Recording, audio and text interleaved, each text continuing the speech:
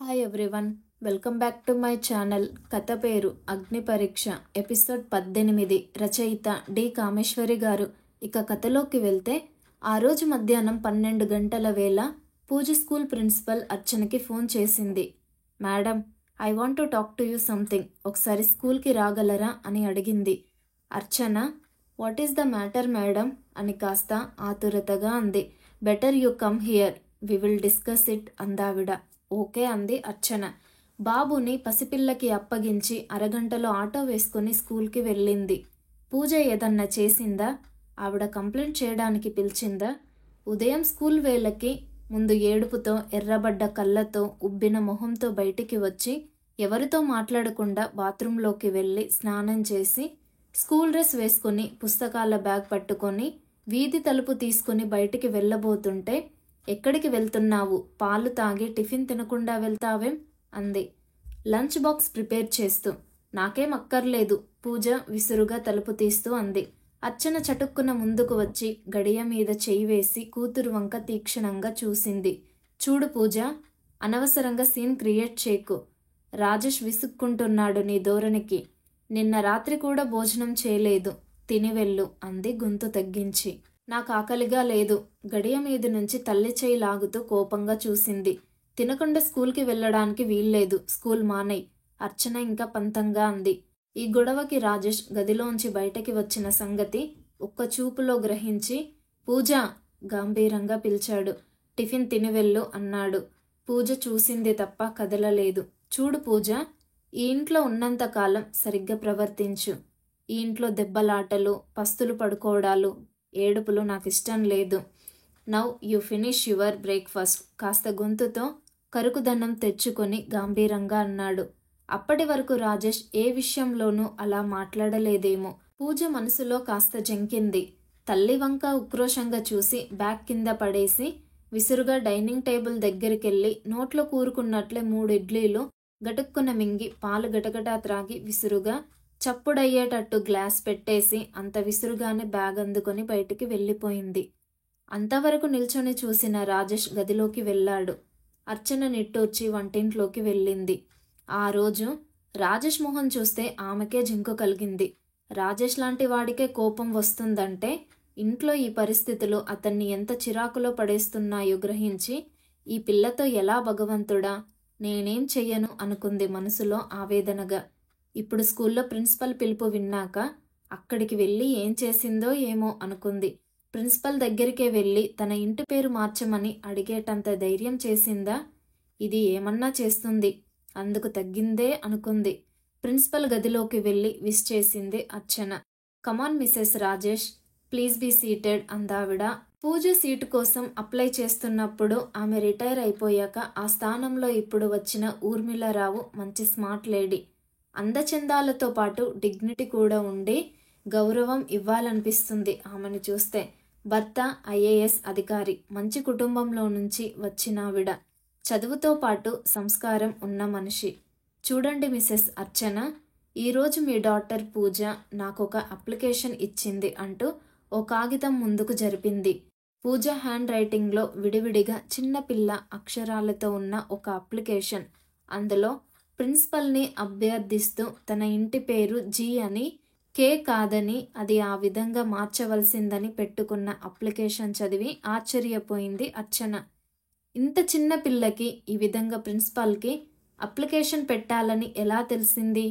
ఏ టీచర్నో అడిగితే చెప్పిందా? అయినా దీనికెంత ధైర్యం? అర్చన మొహంలో మారుతున్న రంగులు చూసి ఆవిడ ఎందుకిలా అప్లికేషన్ పెట్టింది అంది. అఫ్కోర్స్ పూజని పిలిచి అడిగాను నేను, ఎందుకిలా మార్చుకుంటున్నావని. అంటే because it is my daddy's surname అంది. మీ డాడీ రాజేష్ సర్నేమ్ కే అయితే జీ అంటావేమిటి అన్నాను. హీఈస్ నాట్ మై డాడ్ అంది. What is this Mrs Archana, నాకేం అర్థం కాక మిమ్మల్ని పిలిచాను. ఒకవేళ రిజిస్టర్లో తప్పు వేశామా అని ఫైల్ తెప్పించి మీ అప్లికేషన్ ఫారాలు చూస్తే అందులో కే అనే ఉంది. తండ్రి పేరు స్థానంలో మీ వారి పేరుంది. మరిప్పుడు మీ డాటర్ ఇలా అంటుంటే సంగతేమిటో అడగాలని మీకు ట్రబుల్ ఇచ్చాను అందావిడ. అంతకుముందు 2-3 సార్లు పూజని జాయిన్ చేస్తున్నప్పుడు, పుస్తకాల కోసం ఫీజు కట్టినప్పుడు అర్చన ప్రిన్సిపాల్ని మీట్ అయింది. అర్చన అందావిడ. ఆవిడ ముగ్ధురాలై ఆమెని బాగా గుర్తుంచుకుంది. ఆ పరిచయంతో ఈరోజు ఇంటికి ఫోన్ చేసి పిలిచింది. అర్చన కళ్ళు వాల్చుకుంది. పూజ డాడీ నేను డివోర్స్ తీసుకున్నాం. Rajesh is my second husband అంది ఆమె కాస్త ఆశ్చర్యంగా. ఐసీ అంది. అయితే పూజ తండ్రి పేరు మీరు రాజేష్ అని వేయించారు కదా, అలాంటప్పుడు అతని సర్నేమ్ పిల్లకి వస్తుంది కదా, అదే ఉద్దేశంతో వేయించాను. నా మొదటి భర్తతో అన్ని తెగతెంపులు చేసుకున్నాను. పిల్ల రెస్పాన్సిబిలిటీ నా మీద వేసుకున్నాను. అలాంటప్పుడు నన్ను పెళ్లాడిన తర్వాత ఆటోమేటిక్గా పూజకి అతను తండ్రి అవుతాడన్న ఉద్దేశంతో. బాగానే ఉంది. మరి పూజ ఎందుకు మార్చమంది? దానికిది నచ్చలేదు. తన తండ్రి ఉండగా నా భర్తని డాడీగా అంగీకరించలేదు. బిడియంగా తలదించుకొని అంది. ఉన్న సంగతి చెప్పకపోతే రకరకాల ప్రశ్నలు ఎదుర్కోవలసి వస్తుందని ఉన్నదున్నట్లే చెప్పేసింది Archana. Is it? Why so? అంది కుతూహలంగా. అర్చన చూస్తూ ప్రిన్సిపల్, ఏమో తెలియదు, కానీ ముందు నుంచి తన డాడీ ఉండగా నేనెందుకు ఇంకో పెళ్లి చేసుకుని కొత్త డాడీని తెచ్చానని దానికి అయిష్టం అంటూ పూజని అత్తవారింట్లో వదలడం, అక్కడ తండ్రి కూతురుతో అన్నీ చెప్పడం, క్లుప్తంగా అన్ని సంగతులు, ఇంట్లో పూజ ప్రవర్తన అంతా చెప్పింది. ఆవిడ ఆశ్చర్యంగా నవ్వింది. రియలీ? ఇంత చిన్న వయసులో పూజకిన్ని విషయాలు తెలిసి ఇంత డైరెక్ట్గా రియాక్ట్ అయి తన అభిప్రాయాలు వెల్లడించడం ఆశ్చర్యం. ఈ జనరేషన్ పిల్లలు తెలివి మీరిపోతున్నారు. Really I pity you. మీ కన్నబిడ్డే మీకిన్ని సమస్యలు తెచ్చిపెట్టడం. Anyhow painful it will be. ఇప్పుడేం చేద్దామంటారు? Of course strictly speaking Pooja ఇంటి పేరు తండ్రి ఇంటి పేరే అవ్వాలి. మీరు డివోర్స్ తీసుకున్నా తన ఇంటి పేరు మారదు. లీగల్లీ అడాప్ట్ చేసుకుంటే తప్ప రాజేష్ ఇంటి పేరు ఆమెకి రాదు. ఆ విషయం మేరకు పూజ కరెక్టే. కానీ మోరల్లీ స్పీకింగ్ మీ రెండో భర్త మీ కన్న బిడ్డని తన బిడ్డగా చూసుకొని ఖర్చు పెడుతున్నప్పుడు అతని ఇంటి పేరు ఉంచి కృతజ్ఞత చూపాలని మీరనుకోవడం తప్పులేదు. ఆవిడ రెండు రకాల అభిప్రాయాలు చెప్పి నిర్ణయం మీదే అన్నట్టు చూసింది. అనడానికి ఏముంది మేడం, దానికి ఏదిష్టమో అదే చెయ్యండి. బలవంతంగా అతన్ని తండ్రిగా అంగీకరింప చెయ్యలేం కదా, మీరు దానికి కావలసినట్టే చెయ్యండి అంది నిర్లిప్తంగా. అర్చన మనస్సంఘర్షణ ఆవిడకి అర్థమైంది. అలా అయితే పిల్లకి గార్డియన్గా మీరు అప్లికేషన్ రాసి ఇవ్వండి అంది. అర్చన కాగితం అందుకొని అప్లికేషన్ ఫామ్ పూర్తి చేసి ఇచ్చింది. మనం ఎంతో పురోగమిస్తున్నాం అనుకుంటున్నాం, చదువుకుంటున్నాం, ఉద్యోగాలు చేస్తున్నాం, ఆర్థిక స్వతంత్రం సంపాదించుకుంటున్నాం, వేషభాషల్లో ఆధునికత సంపాదించుకున్నాం. కానీ స్త్రీ సాంప్రదాయపు కట్టుబాట్లు అధిగమించి అడుగు ముందుకు వేస్తే కన్నబిడ్డలే అంగీకరించని మీలాంటి కేసులు దృఢపరుస్తున్నాయి. ఓ ఆడది భర్త చేతిలో అవమానాలు, హింస అనుభవిస్తుంటే కడివెడు సానుభూతి అందించే లోకం. అదే స్త్రీ ఆ భర్తని కాదని గడప దాటి వెళ్తే హర్షిస్తుంది సమాజం. సమాజం దాకా ఎందుకు, మన కడుపున పుట్టిన బిడ్డలే హర్షించరు. ఇలాంటి కేసులు ఈ మధ్యన కొన్ని విన్నాను. పాశ్చాత్య దేశాలలో సైతం విడాకులు మామూలైనా ఆ తల్లో తండ్రో మరో పెళ్లి చేసుకుంటే ఇటు అటు పిల్లలుంటే వారిని తల్లిదండ్రులుగా ఆమోదించని సమస్యలు వారికి అనేకం ఉన్నాయి. తమ కడుపున పుట్టని బిడ్డలని ఎవరు మనస్ఫూర్తిగా అంగీకరించరేమో. ఎటొచ్చి మీ కేసులో మీ భర్త ఆమెను బిడ్డగా ఆదరిస్తున్నా పూజ అంగీకరించకపోవడం రివర్స్ అనుకోండి. ఏమిటో ఆడది అడుగడుగున సమస్యల వలయాన్ని ఛేదించుకు రావడంతోనే ఆమె జీవితం గడిచిపోతుంది. ఆవిడ మనస్ఫూర్తిగా సానుభూతి చూపిస్తూ మాట్లాడింది. Don't worry Mrs Archana, I will also talk to her అంది ప్రిన్సిపల్. ఎవరు మాట్లాడినా మారే రకం పిల్ల కాదులే అనుకొని అర్చన లేచి థ్యాంక్స్ చెప్పి బయటికి నడిచింది. అప్పుడే లంచ్ బెల్ అయింది. పిల్లలంతా గార్డెన్లో తలో మూల చేరి లంచ్ బాక్సులు తెరిచి తింటున్నారు. అర్చన పూజ కోసం 4 మూలలా చూసింది. పూజ, తన్మయి ఓ మూలన ఉన్నారు. తన్మయి అర్చనని చూసి అరే ఆంటీ ఇలా వచ్చారేమిటి అంది. పూజ తల్లిని చూసి తడబడిపోయింది. అర్చన కూతురి వంక చూసి మీ ప్రిన్సిపల్ రమ్మంటే వచ్చాను. నీ అప్లికేషన్ చూపించింది. నీకెలా కావాలంటే అలాగే మార్చమని చెప్పాను. బాయ్ తన్మయి అంటూ వెళ్ళిపోయింది అర్చన. పూజ కాస్త గిల్టీగా చూసింది వెళ్తున్న తల్లి వంక. ఇంటికి వచ్చాక అర్చన మళ్ళీ ఆ విషయం ఎత్తలేదు. రాజేష్తో మాత్రం రాత్రి జరిగిందంతా చెప్పింది. అతను విని ఊరుకున్నాడు. మరో 10 రోజుల తరువాత పోస్టులో వచ్చిన ఇన్లాండ్ లెటర్ పూజ పేరిట ఉండడం చూసి రామకృష్ణ చేతి వ్రాత గుర్తుపట్టి ఇది అయితే వాళ్ళ నాన్నకి ఉత్తరం రాసిందన్నమాట. అమ్మా, ఈ పిల్ల ఎంతకైనా తెగిస్తుంది. తను కోపంలో రాసుకో అంటే నిజంగానే రాసిందన్నమాట. ఈయన ఏం జవాబిచ్చారో అర్చన ఉత్తరం చించి చదివింది. ఇంగ్లీష్లో పూజని అడ్రస్ చేస్తూ ఉంది. అందులో పూజ ఉత్తరం అందిందని, సంగతులు తెలిసాయని, పూజ ఇక్కడికి వచ్చేస్తాననడం తనకి ఆనందం కలిగించినప్పటికీ ఇంట్లో తన భార్యకి చంటి పిల్లాడని, ఆమె పూజ బాధ్యత స్వీకరించే స్థితిలో లేదని, ఇంట్లో పనితోనే ఆమెకి తీరడం లేదని, పూజని చూసుకోవడానికి ఆమెకి తీరదని, ఆ కారణంగా పిలవలేకపోయాను నిన్ను. అంతేకాక మీ అమ్మ నా గురించి విడిపోయినప్పుడు పిల్ల బాధ్యత కావాలని తీసుకుని నిన్ను నా నుంచి వేరు చేసింది. ఇప్పుడు తను పెళ్లి చేసుకుని పిల్లాడిని కని నిన్ను సరిగ్గా చూడకుండా నిన్ను వదిల్చుకొని నా కంట కట్టాలని, తన బాధ్యత నా మీద రుద్దాలని ప్రయత్నం కనుక తన బాధ్యత స్వీకరించనని, మీ అమ్మే తెలివిగలదనుకుంటుందేమో, నాకు ఉన్నాయి తెలివితేటలు.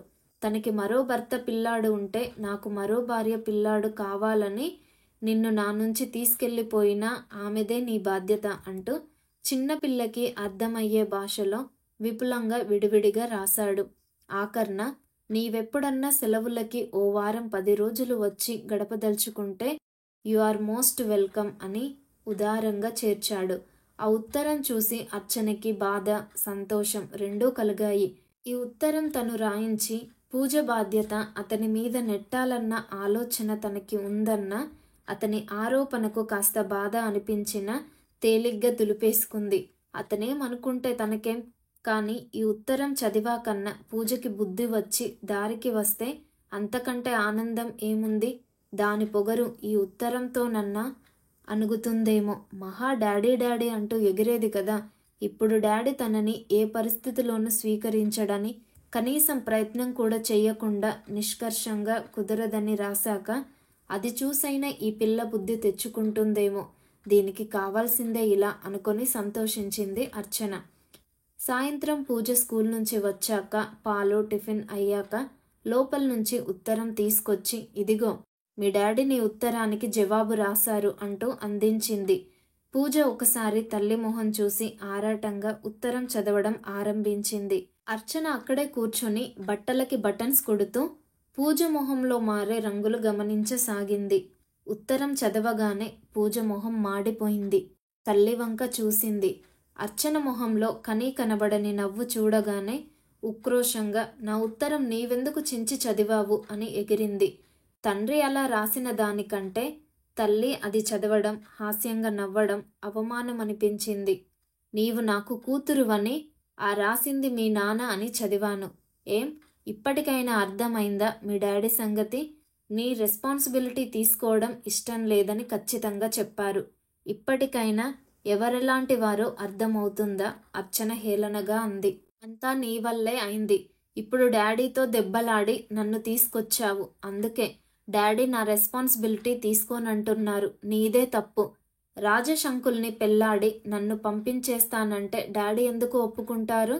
తండ్రి అలా ఖచ్చితంగా రాసినందుకు మనసులో బాధగా ఉన్నా తల్లి ముందు ఓడిపోవడం ఇష్టం లేక తల్లినే బ్లేమ్ చేస్తూ అంది. అర్చన తెల్లపోయింది. నేను నిన్ను వదుల్చుకోవాలనుకున్నానా? నేను నిన్ను పంపించేస్తానన్నానా? నీవే వెళ్తానన్నావుగా. ఎందుకు వెళ్తానన్నాను? బికాస్ నా డాడీ కాని వాళ్ళ దగ్గర ఉండడం ఇష్టం లేక వెళ్తానన్నాను. నా డాడీని నాకు కాకుండా ఇదంతా నీవు చేయడం వల్లే కదా. నిర్భయంగా సూటిగా తల్లి మొహం చూసి అంది పూజ. 8 ఏళ్ల పిల్ల తన మీద అలాంటి అబండాలు వేసి నిలేసినట్టు మాట్లాడుతుంటే అర్చన గుడ్లప్పగించి జవాబివ్వడం తెలియక ఉండిపోయింది. 2 నిమిషాల తర్వాత తేరుకొని అతి ప్రయత్నం మీద ఆవేశం నిగ్రహించుకొని కూతురు వంక సూటిగా చూస్తూ, నేను నీ డాడీని ఎందుకు వదిలానో, నేను రాజేష్ని ఎందుకు పెళ్లి చేసుకున్నానో నీకు సంజాయిషీలు ఇవ్వవలసిన అవసరం నాకు లేదు. కన్న పాపానికి నీ ఆగడం చాలా భరించాను. ఇక ముందు నన్ను ఏమన్నా అన్నా, రాజేష్ని గాని అభిషేక్ని గాని ఏదన్నా అన్నా ఊరుకోను. మీ డాడీ రాసిన ఉత్తరం చదువుకున్నావు గదా, ఆయనేం నిన్ను తీసుకెళ్లరు. నీకిష్టం ఉన్నా లేకపోయినా నీవిక్కడే ఉండాలి. అది అర్థం చేసుకొని సవ్యంగా అందరితో ఉంటే సుఖపడతావు. లేదంటే నీ ధోరణి మార్చుకోకుండా నేనేదో ఘోర పాపం చేసినట్టు, రాజేష్ని శత్రువన్నట్టు బిహేవ్ చేస్తే నష్టపోయేది నీవే. నీ ఏడుపు నీవు ఏడ్చుకో. నేనింక కేర్ చెయ్యను. కన్నందుకు నీకు పెళ్లి చేసి పంపే వరకు నీ బాధ్యత నాకు తప్పదు గనక భరిస్తాను నిన్ను. నీవు నాకు కూతుర్లాగా కాక శత్రువులా బిహేవ్ చేస్తే తల్లినైనా నా పేషెన్స్కి లిమిట్ ఉంటుంది కనుక నిన్ను నేను అలాగే ట్రీట్ చేస్తాను. అండర్స్టాండ్? పిచ్చి వేషాలు, పిచ్చి మాటలు ఇక ముందు నీ నోట్లో నుంచి ఒక్క మాట వస్తే నేను ఊరుకోను. నేను చెప్పింది విని సజావుగా ఉంటే నీకేం లోటు జరగదు. నిన్ను కన్న కూతురుగా చూసుకోవడానికి రాజేష్ సిద్ధంగా ఉన్నాడు. నీ డాడీ కంటే ఎక్కువగా అతను నిన్ను ఆరాధిస్తాడు. కాదు అని ఏడుపు మొహం పెట్టుకొని అలానే ఉన్నావంటే అలాగే ఉండు. నీకోసం నా ఆనందం ఏది వదులుకోను. అర్థమైందా?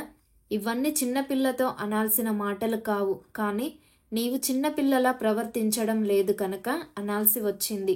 ఈ ఇంట్లో నీవు తినే తిండి, కట్టే బట్ట, చదివే చదువు అంతా రాజేష్ది అని తెలుసుకొని జాగ్రత్తగా బిహేవ్ చేయి. Now you can go. స్థిరంగా ఒక్కొక్క మాట స్పష్టంగా ఒత్తి పలుకుతూ కఠినంగా చెప్పింది. పూజ మొహం రక్తం లేనట్టు పాలిపోయింది. ఏదో అనబోయి తల్లి కళ్ళల్లోని తీక్షణకి మనసులో జంకిన అది తల్లికి తెలియనీయకుండా ఉండాలని అలాగే కదలకుండా గుడ్లప్పగించుకొని చూసింది తను. చెప్పదలిచిందంతా చెప్పేసి బట్టలు పట్టుకొని తన బెడ్రూంలోకి వెళ్ళిపోయింది అర్చన. పూజ మరో 2 నిమిషాలు అలాగే నిలబడి నెమ్మదిగా తన గదిలోకి వెళ్ళిపోయింది. ఆ రాత్రి చాలాసేపు నిద్రపోకుండా ఏడ్చింది. తండ్రి ఉత్తరం తెచ్చిన అవమానం, తండ్రి తనకి అంత నిర్లక్ష్యంగా నిర్దయగా ఉత్తరం రాసినందుకంటే తల్లి అది చదివి తనని ఎన్ని మాటలంది. ఉంటే ఉండు లేకపోతే పో అన్నట్టు మాట్లాడింది. ఇంకా తనెక్కడికి పోతుందని తెలిసి డాడీ ఎందుకలా రాశావు? నాకెవరు లేరు, డాడీ లేరు, మమ్మీ లేదు అంటూ తలుచుకుంటూ ఏడ్చి ఏడ్చి ఎప్పటికో పడుకుంది.